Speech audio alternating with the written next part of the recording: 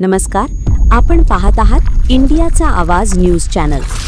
यड्रावमध्ये MD ड्रग्जसह आरोपी जेरबंद, 30 लाखांहून अधिक मुद्देमाल जप्त। शिरोळ तालुक्यातील यड्राव येथील प्रियदर्शनी हाऊसिंग सोसायटीमध्ये शहापूर पोलिसांनी मोठी कारवाई करत मेफेड्रॉन एमडी अंमली पदार्थासह एका आरोपीला अटक केली। या कारवाईत सुमारे 865 ग्राम मेफेड्रॉन एमडी जप्त करण्यात आले असून त्याची किंमत 25,95,000 रुपये इतकी आहे। तसेच इतर मुद्देमालासह एकूण 30,22,750 रुपयांचा मुद्देमाल पोलिसांनी जप्त केला आहे। या प्रकरणी मनीष रामविलास नागोरी वय 36 राहणार प्रियदर्शनी हाऊसिंग सोसायटी यड्राव तालुका शिरोळ याला अटक करण्यात आली आहे। ही कारवाई 5 मार्च 2026 रोजी सायंकाळी सुमारे 4:30 वाजण्याच्या सुमारास त्याच्या घरात व अपार्टमेंटच्या पार्किंग परिसरात करण्यात आली। पोलिसांनी केलेल्या झडतीदरम्यान आरोपीच्या ताब्यातून 722 ग्राम आणि 143 ग्राम असे मिळून 865 ग्राम मेफेड्रॉन एमडी जप्त करण्यात आले। तसेच महिंद्रा स्कॉर्पिओ 4 चाकी MH4380 2168, होंडा ॲक्टिवा दुचाकी MH09 FE0191, इलेक्ट्रॉनिक वजन काटा, प्लास्टिक पिशव्या, DVR आणि अग्निशास्त्राचे 4 जिवंत राऊंड असा मुद्देमालही जप्त करण्यात आला।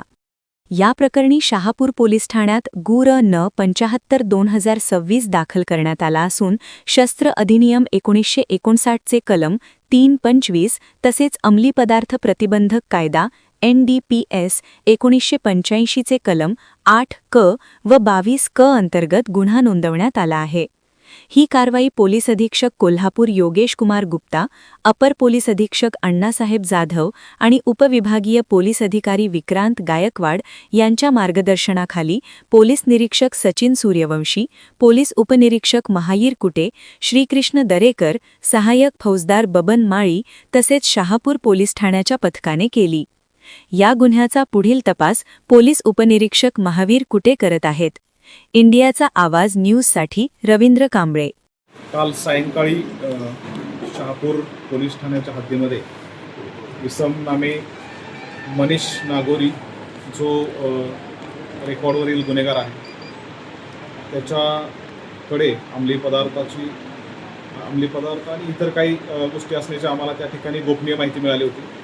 त्या गोपनीय माहितीच्या अनुषंगाने त्या ठिकाणी शहापूर पोलीस ठाणे उपविभागीय पोलीस अधिकारी अशा पद्धतीने त्या ठिकाणी छापा टाकून छाप्यामध्ये सदर व्यक्तीकडून जवळपास 26 लाखाचं MD ड्रग्ज हे त्या ठिकाणी जप्त करण्यात आलेलं आहे।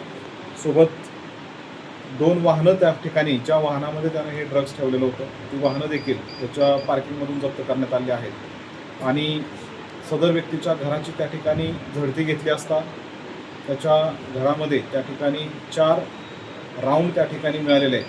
फायरिंग म्हणजे पिस्टलचे राऊंड त्या ठिकाणी 4 मिळालेले आहेत आणि सदर आरोपीविरोधात पूर्वीचे 21 गुन्हे दाखल आहेत आणि सदर आरोपी हा बेलवरती बाहेर होता आणि त्याच्याकडे सखोल चौकशी आणखी सुरू आहे।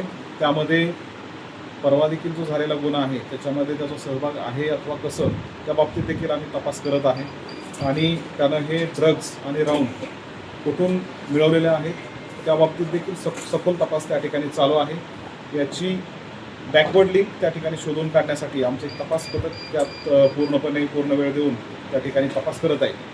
जशी आपल्याला हे राऊंड्स आणि ड्रगच्या बाबतीतली सखोल माहिती मिळेल तसं आपल्याला अपडेट केलं जाईल।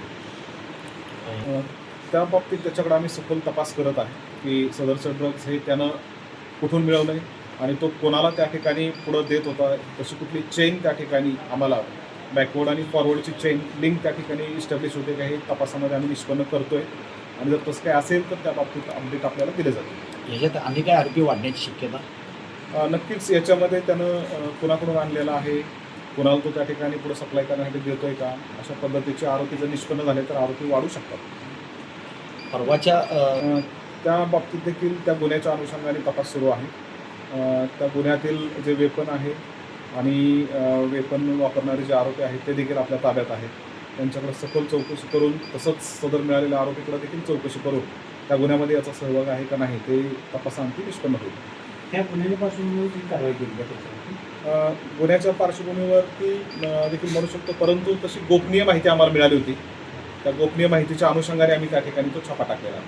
त्याच्यामध्ये रिव्हॉल्वर मिळाला. रिव्हॉल्वर नाही मिळालेलं, 4 राऊंड मिळालेले आहेत आणि हे MD जे ड्रग्ज आहेत ते मिळालेले आहेत.